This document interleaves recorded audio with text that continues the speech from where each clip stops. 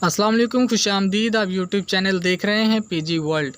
नाजरीन, corona virus के बाद आने वाले माशी बहरान ने अमेरिका से लेकर रूस तक तकरीबन तमाम ममालिक की माशी जड़ें हिलाकर रख दी हैं।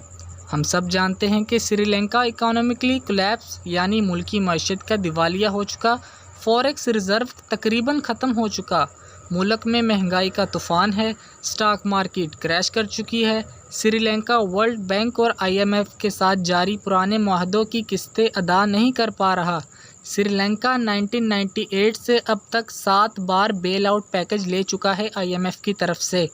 कुछ अरसा पहले तक श्रीलंका एशिया में सबसे अच्छा इकोनॉमिकली परफॉर्म कर रहा था, चाहे वो किसी भी माशी इशारे के एतबार से हो। श्रीलंका पाकिस्तान और इंडिया के मुकाबले में अच्छी ग्रोथ रेट के साथ आगे बढ़ रहा था, लेकिन फिर कोविड के बाद से वर्ल्ड बिजनेस क्राइसिस आने के बाद श्रीलंका की इकॉनमी आहिस्ता आहिस्ता गिरते गिरते इस पैमाने पर आ गई कि अब श्रीलंका एक बैंकरप्ट नेशन के तौर पर ज़ेरे बहस है।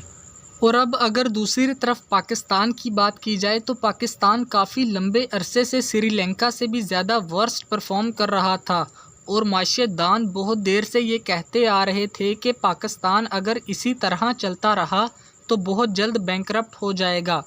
और फिर हमने देखा कि पिछले कुछ महीनों में सियासी तजर्बों और नाअहल इंतज़ामिया की बदौलत पाकिस्तान दिवालिया होने की आखिरी सीढ़ी पर चढ़ चुका था। अवाम पर कमर तोड़ टैक्स लगाकर और मुल्की असासे गिरवी रखने के बाद आखिरकार IMF ने पाकिस्तान को 13वां बेल आउट पैकेज जारी कर दिया और फॉरेक्स रिज़र्व को थोड़ा सहारा मिला। फॉरेक्स रिज़र्व से मुराद मुल्क में मौजूद डॉलर की तादाद होती है जो अशिया इंपोर्ट करने के लिए इस्तेमाल होती है। इस बेल आउट पैकेज से पहले पाकिस्तान के पास सिर्फ चंद हफ्तों का ही फॉरेन रिज़र्व बाकी था। अब आते हैं वीडियो के असल मकसद और पॉइंट की तरफ।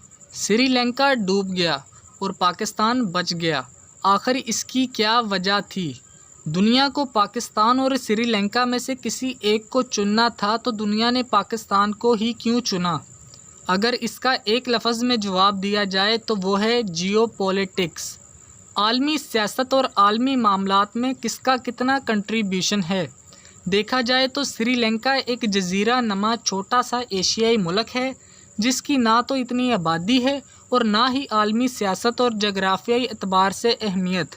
इसके बरअक्स पाकिस्तान दुनिया का आबादी के लिहाज से छठा बड़ा मुल्क है, बड़ी और ताकतवर फ़ौज रखता है और जगराफियाई एतबार से आइडियल लोकेशन पर वाक़या है।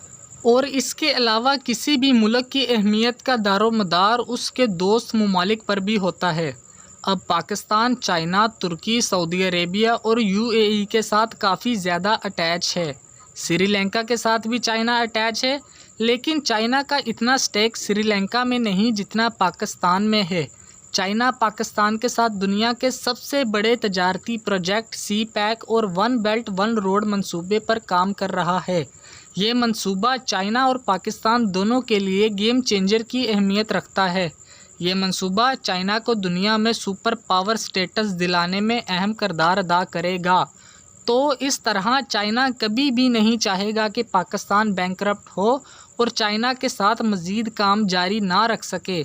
इसी तरह सऊदी अरेबिया से भी पाकिस्तान का पुराना और अहम तल्लुक़ है, जो किसी भी मुश्किल के वक्त पाकिस्तान के साथ खड़ा रहता है। और अब अगर इस दोस्ती यारी से हटकर बात की जाए तो पाकिस्तान के लिए एक और बहुत अहम प्लस पॉइंट है, और वो है एटमी ताकत रखने वाली दुनिया की 5वीं बड़ी फ़ौज और दुनिया की नंबर 1 इंटेलिजेंस एजेंसी ISI। चाहे अमेरिका और रूस की कोल्ड वार हो या अफ़गानिस्तान में किसी भी फ़ौज की चढ़ाई, इस खित्ते में अमेरिका या रूस का कोई भी मफाद पाकिस्तान आर्मी के बग़ैर पूरा नहीं हो सकता। इसलिए पाकिस्तानी फ़ौज भी पाकिस्तान के लिए एक प्लस पॉइंट के तौर पर मौजूद है।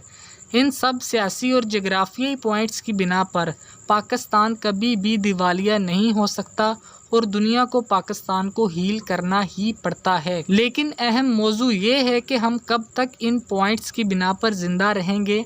हमें ख़ुद इस काबिल होना पड़ेगा कि हमें किसी दूसरे की तरफ मदद की निगाहों से ना देखना पड़े। अल्लाह पाकिस्तान को अपने हिफ्ज़ो ईमान में रखे, आमीन। اگلی اپڈیٹ تک کے لیے اپنا اور اپنے گھر والوں کا خیال رکھیں۔ اللہ حافظ۔